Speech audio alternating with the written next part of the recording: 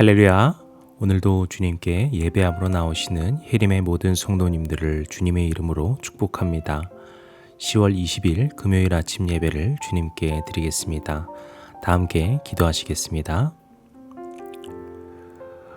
은혜와 사랑으로 우리를 돌봐주시고 주님의 그 능력의 팔로 품어주시니 감사드립니다.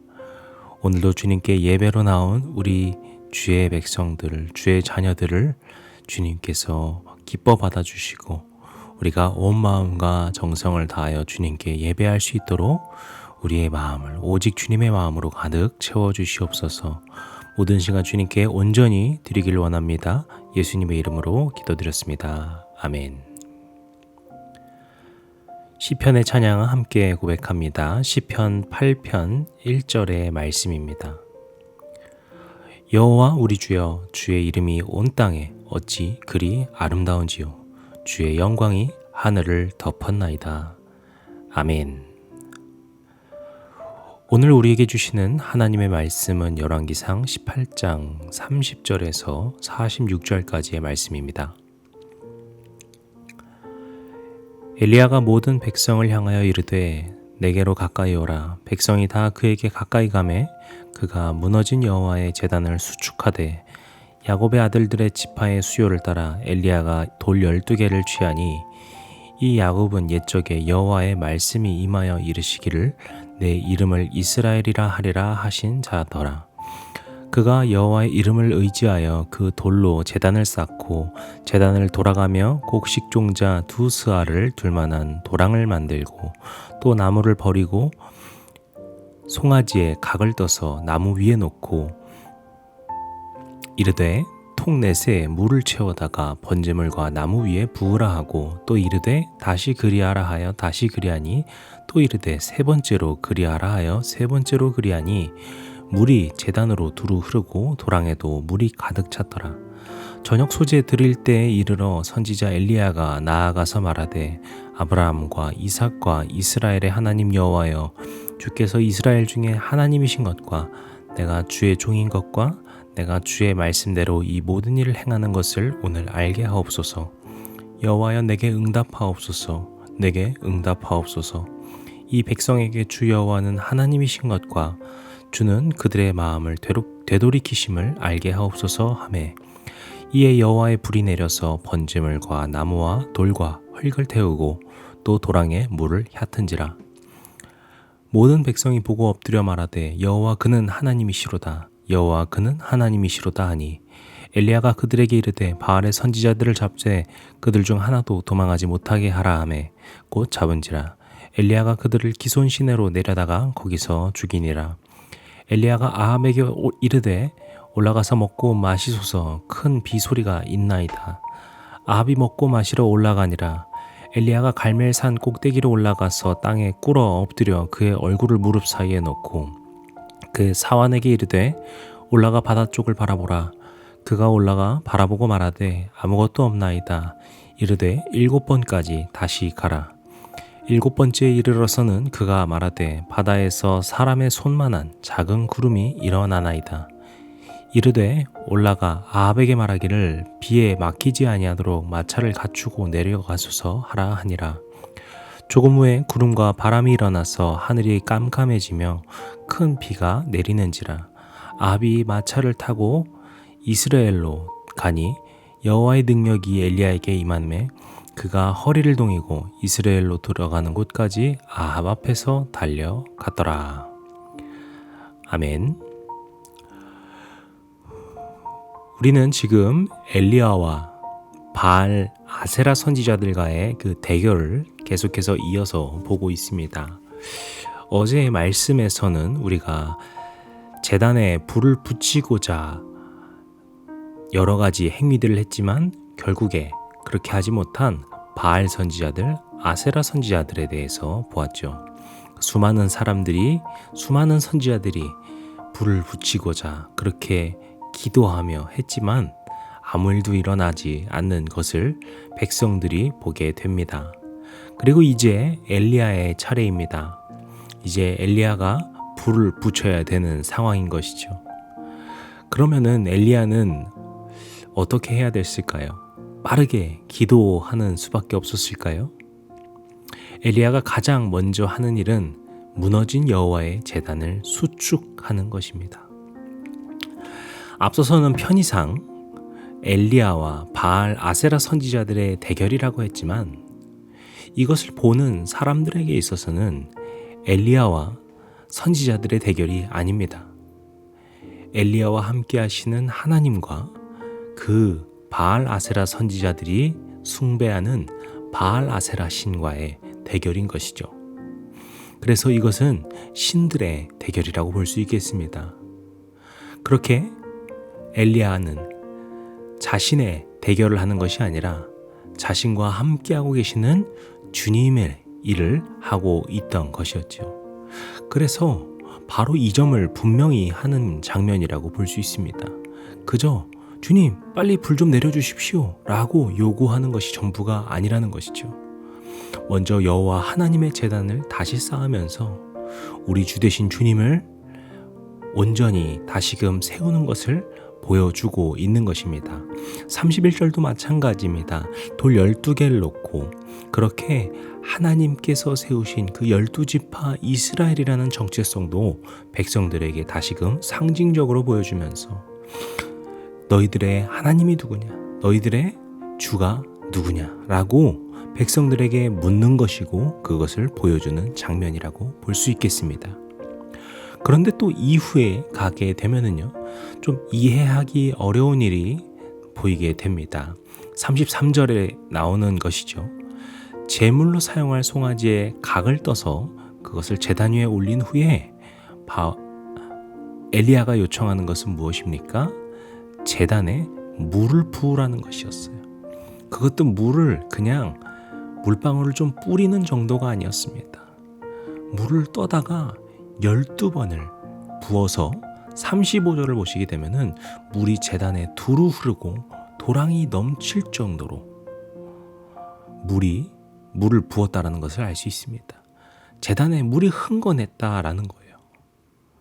지금 이 제단에는 물로 적셔야 되는 상황이 아닙니다. 이 제단은 지금 불을 붙여야 되는 것이에요. 그런데 물을 붓고 있기 때문에 참 이해하기 어렵다라는 것이죠. 그런데요, 잘 생각해 보게 되면은요, 지금 이 대결부터 이미 좀 특이하다라는 것을 알 수 있습니다. 엘리야가 제안한 그 대결은 무엇이었습니까? 제단에 제물을 놓고 기도를 내서 어느 하나님이, 어느 신이 불을 붙이는가 보자라는 것이었습니다. 그런데 지금 이스라엘이 처한 문제는 무엇이었습니까? 비가 내리지 않는 상황, 그래서 가뭄 때문에 어려운, 즉 물이 없는 상황입니다.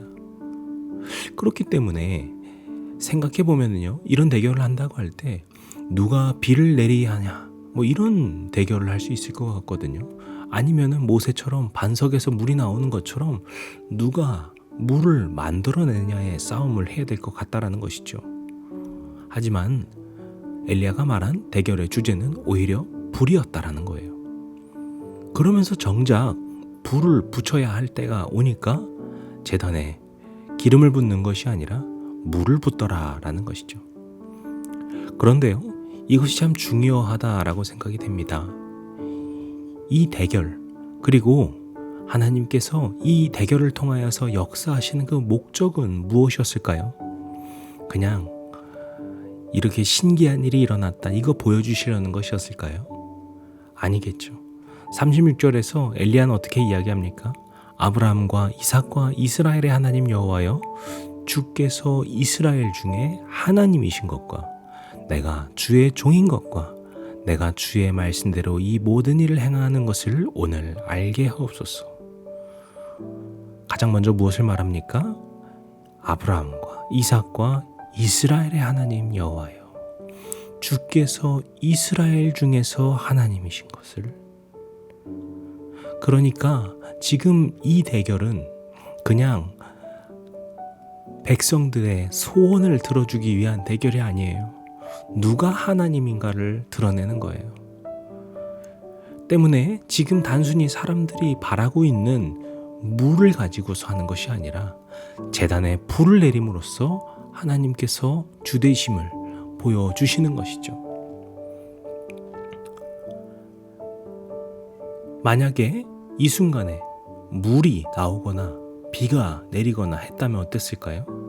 사람들은요, 그 일을 하신 주님이 아니라 그저 물과 비, 그러니까 자신의 그 소원에만 집중할 것입니다. 하지만 제단에 불이 내리는 것을 통하여서 그들은 주님 되심을 깨닫더라라는 것이죠.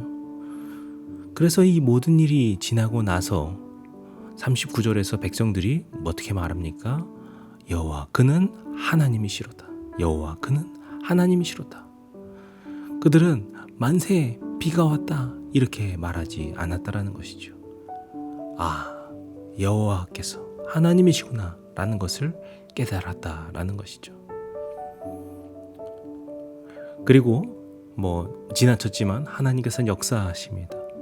그 물이 부어진 물로 흥건했던 제단에 주님께서 불을 내리시고요. 38절을 보시게 되면은 나무와 돌과 흙을 태우고 또 도랑에 물까지 핫았다. 그 도랑에 흥건하던 물까지 모두 증발될 정도로 거대한 불길이 일었다라는 것을 보여줍니다. 하나님께서는 그렇게 역사하셨다라는 것이죠. 그리고서 이어서 하나님께서는 그 백성들의 바람, 그 고통에 대해서도 귀 기울이시고 응답하십니다.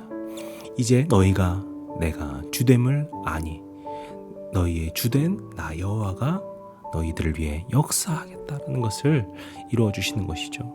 그래서 44절 45절을 보시게 되면은 바다 쪽에서 손만한 작은 구름이 다가오기 시작하고 그리고 하늘이 캄캄해지고 큰 비가 그 오랜 가뭄이 끝나고 큰 비가 내리는 역사가 일어나게 됩니다. 그들에겐 하나님을 진정으로 만나게 되고 경외하도록 역사하신 것이고요. 그리고 이후에 그들의 신음소리도 들으시고 또한 일하시는 그런 주님의 놀라운 일을 우리가 보게 되는 것이죠. 오늘 우리가 목격한 주님, 우리가 바라본 주님이 바로 그러하신 분입니다. 그리고 그분은 지금 우리와도 함께하고 계십니다. 사랑하는 성도 여러분, 오늘 하루 이러한 믿음 갖고 우리가 함께 살아가길 원합니다. 불가능한 일, 가능하지 않는 일, 그런 모든 일 가운데에서도 주님께 맡겨드리고 그저 주님께서 내 소원을, 내 바람을 이루어주시기를 구하는 것이 아니라 주님께서 주되심을, 그런 주님을 우리가 경외하며 나아감을 우리 마음속에 중심으로 잡고 살아갈 때 주님께서 우리 삶에 놀라운 역사로 임하여 주실 것이고 우리의 바람과 소원뿐만이 아니라 우리가 상상하지도 못한 더 놀라운 일을 주님께서 행하실 줄로 믿습니다. 그런 주님을 믿는 믿음 가운데 나아가시는 예림의 모든 성도님들, 가정들 되시기를 주님의 이름으로 축복합니다. 기도하시겠습니다. 이 시간 주님께서 우리 가운데 함께 하심을 믿습니다.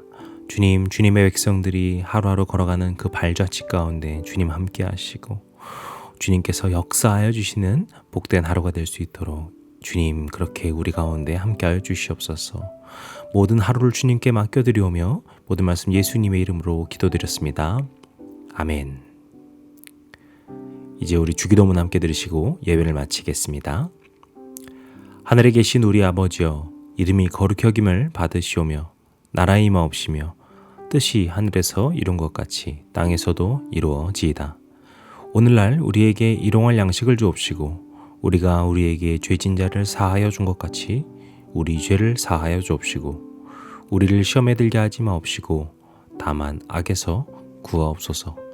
나라와 권세와 영광이 아버지께 영원히 있사옵나이다. 아멘.